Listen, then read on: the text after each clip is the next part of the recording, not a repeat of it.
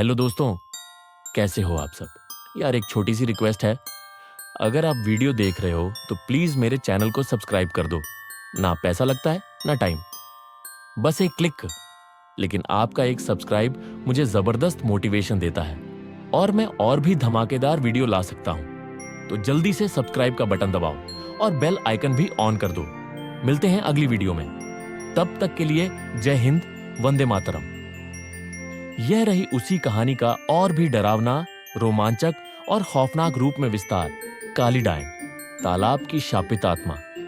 यह कहानी है एक ऐसी औरत की जो ममता की चाह में राक्षसी बन गई। यह घटना मेरी दादी ने सुनाई थी, जो आज भी हमारे गांव के बड़े बुजुर्गों के दिलों में दहशत बनकर जिंदा है। बहुत सालों पहले की बात है, जब गांवों में न बिजली थी न सड़कें और रात होते ही सन्नाटा पसर जाया करता था। लोग कुएं, बावड़ी और तालाब से पानी लाते थे और रात को तो लोग घर से बाहर निकलने से भी डरते थे।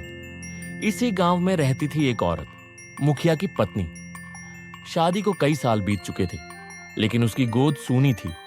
गांव वाले उसे ताने देते, बांझ, मनहूस और तो और लोग उसका चेहरा देखकर दिन शुरू नहीं करते थे। लेकिन वह अपने अंदर पलती आग को चुपचाप पीती रही, जब तक एक दिन गांव में एक अजीब सा फकीरा नहीं आ गया। उस फकीरे की आंखें बिल्कुल लाल थीं, जैसे किसी अग्निकुंड से निकली हो। उसने उसके हाथ की रेखाएं पढ़ी और बोला, तू चाहती है ना एक बेटा, तो सुन, अमावस्या की रात को किसी मासूम बच्चे की बलि दे दे, ऐसा जो अपने माता पिता का इकलौता बेटा हो। उसका खून पीपल के नीचे चढ़ा देना और उसकी 2 बूंदें तालाब के पानी में मिलाकर पी जाना। बाल काट कर गांठ में बांध लेना, फिर देख, एक नहीं 7 जन्मों तक बेटा ही बेटा होगा।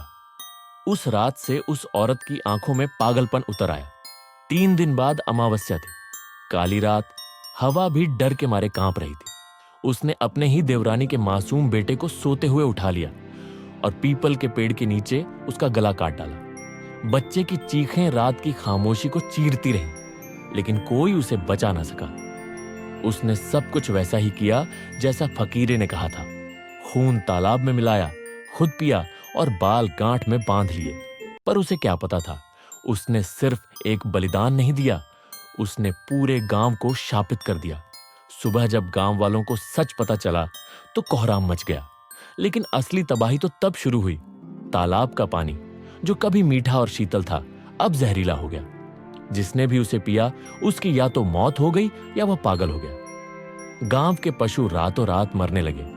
बकरी, बछड़ा, कुत्ते, सबके शरीर के अंग ऐसे फटे हुए थे जैसे किसी जानवर ने नहीं, किसी पिशाच ने नोच डाले हों। एक रात मुखिया ने खुद देखा, उसकी पत्नी आधी रात को बिखरे बालों के साथ तालाब की ओर जा रही थी। उसका चेहरा डरावना हो चुका था, आंखों से खून बह रहा था और पैरों में उलटी दिशा में पंजे थे। वह जिंदा नहीं, एक शापित आत्मा बन चुकी थी, काली डायन। वह गांव के बच्चों की आत्माएं पी रही थी और तालाब अब सिर्फ पानी का स्रोत नहीं, एक नरक का द्वार बन गया था। मुखिया ने हिम्मत करके गांव के पुजारी को बुलाया। उन्होंने बताया कि जब तक उस डायन की गांठ में बंधे बाल जलाकर नदी में प्रवाहित नहीं किए जाएंगे, वह अमर रहेगी और गांव तबाह होता रहेगा। अगली अमावस्या पर पूरे गांव ने हवन किया, मंत्र पढ़े और एक रात उस डायन को पकड़ लिया। वह चिल्ला रही थी, मुझे मत जलाओ, मुझे मेरा बेटा चाहिए।